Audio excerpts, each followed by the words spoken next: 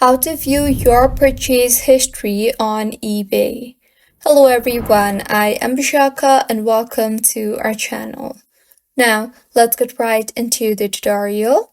Firstly, go ahead and open your preferred browser and in the search bar, search for ebay.com.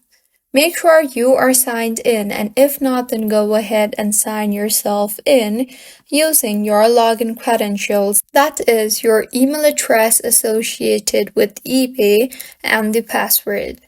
Now, once you are signed in, to view your purchase history on eBay, tap on the My eBay option on top of your screen.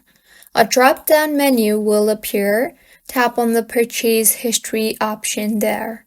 Now, in the interface that you will be led to, you will be able to view all your purchase history.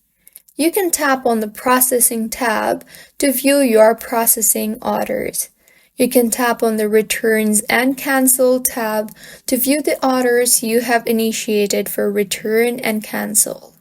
You can tap on the Shipped tab to view the items that has been shipped to you, and so on. So, this is how you can view your purchase history on eBay. If you find this tutorial helpful, please like the video and do subscribe to our channel for more contents like this. Thank you for staying with us until the end.